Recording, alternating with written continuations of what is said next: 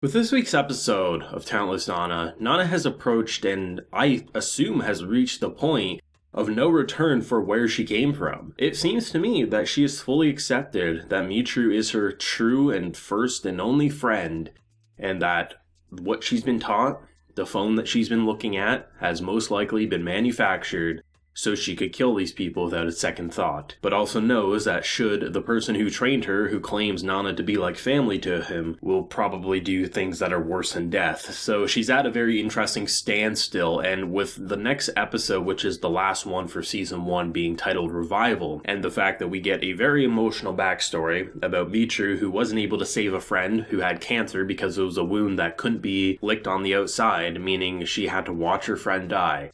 I would not be shocked if Revival is Michiru who ends up reviving our girl Nana. The reason being is that while most of the twists in this show I think are very unexpected, I still have no idea who the killer is that's been lurking in the forest killing animals. Honestly, no idea. I would still think ex-girlfriend would be the likely scenario, but it just doesn't feel like that's the case. So there's a lot of unpredictability still in the series. But with something so in your face, I don't think this is necessarily supposed to be a twist, but more so something set up as this is going to happen and this will be the final turning point, where having a friend who you can actually play games with and not have to do it by yourself anymore is something that she's always wanted and never has had. It feels like the true turning point for Nana's character will be Michiru giving up her life for her. I'm not totally sure if the killer is going to be the reason Nana probably dies, or if it'll be this big boss coming into the island. Hell, maybe Nana won't die at all. Maybe Revival will be a complete bait and switch, but it seems to me like they purposely made this backstory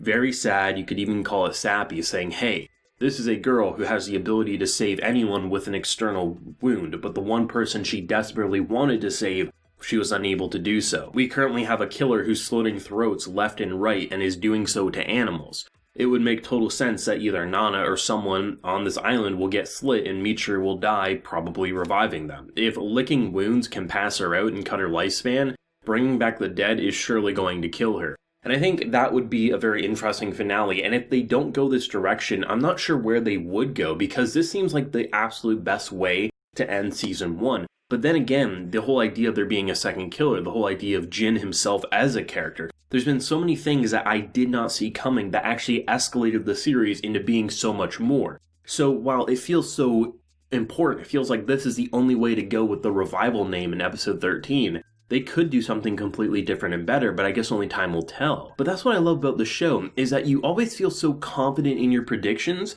and for me so far I haven't been that confident in terms of like watching them come to fruition. I'm like, wow, that's not what I saw coming, but I really like that. It makes you so confident in what's going to happen, but then it will usually throw something at you. So even if you got it slightly right, correctly right, or completely off, there's something that's equally as interesting that happens in that same episode. Take this one as an example. I walked into this thinking that Michiru probably wasn't dead yet, but was going to die this episode. And what we got instead was watching Nana crack slowly but surely. There was only a handful of moments where she went into her internal red monologue thoughts where she's like, I have to get answers, I have to do this. This is the perfect opportunity to kill so many people. We have our boy completely distracted doing an autopsy. She's passed out. There's no one who's questioning me, and all she can do is fear for her friend's life. She's doing nothing. She's literally the weakest version of Nana we've seen, in the sense that she's not taking care of any precautions. I mean, we have Coeruleus saying, like, you know a lot about meds. Oh, that's just common sense. She's not even putting up a fight. She's literally just saying, give me medicine so I can help her. This is not only the perfect alibi for Nana, because on Coeruleus' side,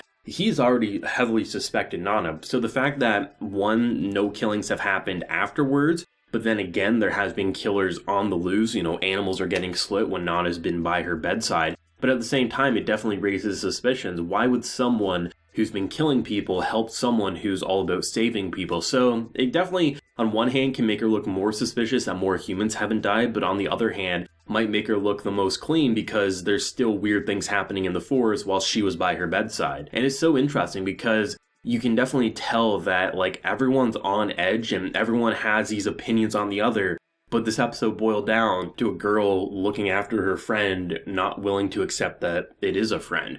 And this is what makes, I think, the setup for the final episode so great, is that it gets you on board, saying this is the turning point. Where do we go from here? Where does Nana go from here as a character? She's been doubting her kills for a long time, and this is the turning point. Even if Michiru ends up somehow surviving, there's no way. Michiru's influence is too strong on her. So this has to be the turning point where the island most likely gets a wake-up call to what's been going on, and is Nana gonna flip sides? But even if Nana did flip sides, how could the students trust her when she's killed how many of their own? So does this become something similar to Jin, where she has to retreat on the island and has to live in a cave or something? There's a lot of uncertainty here, and that's what I like about this show, is that rather than just being uncertain just for the shock factor, when things are uncertain, the payoff is well worth that questioning of what's going on, why is this happening, you get the answer, and yeah, we get more answers, and we get more questions, more answers, more questions, more answers. But that's how you know the author actually had a pretty solid foundation for their story. You can definitely tell that this wasn't a manga that was wrote just to be like, okay, so what are we going to do for this month of chapters? We'll twist it here for this reason. You can tell there was a series of plans and executions in mind, while things probably naturally did happen, because when you're writing something monthly or weekly, things are going to randomly happen, pop into your head. But there's a formula here, and the anime is doing equally as such, where it makes you feel like the episodes have build up and escalation and satisfying payoff. This is an episode that had the least amount of shock and awe factors. The most shocking factor was that Nana's so-called family is going to be coming to the island, and that so-called family supposedly scares the shit out of Nana if they were to see her as she currently is. That's pretty shocking, and the idea of the backstory with Michiru's friend is pretty shocking, but it's more emotionally shocking than kind of like fearful shocking. So there's two different types of shock factors, but overall, it was just watching our girl, something we knew was going to happen eventually, we just didn't know would it happen when she was dead or would it happen when she was alive. Her fully knowing that she considers her a friend, but is so scared of admitting to that fact. There's no denying it at this point, it's just Nana herself hasn't fully said it out loud. She has accepted it internally, there's no way she hasn't, she's just fearful of that acceptance. And that's what makes it so fascinating, is that you know something big's going to happen at the end of next week's episode, or maybe even the beginning, but it's a matter of what happens next. Who is the killer? Do we get that information before the season wraps up? Does Michiru end up dead for Nana's sake or another's sake? There's a lot of things that are happening, and I think, yes, it's going to leave off on a cliffhanger that's going to have a lot of people eager for a season 2. And come a year's time, if I hear nothing about a season 2, that manga is getting binged. I love this show so much. It has been my personal favorite show since about episode 2 or 3. I've continued to love so many anime this season, so many that I can even look at and say, honestly, I would recommend this above something like Talentless Nana. But for me, it just entertains me the most, and that's what we come to anime for. What entertains you the most? What has the most fun?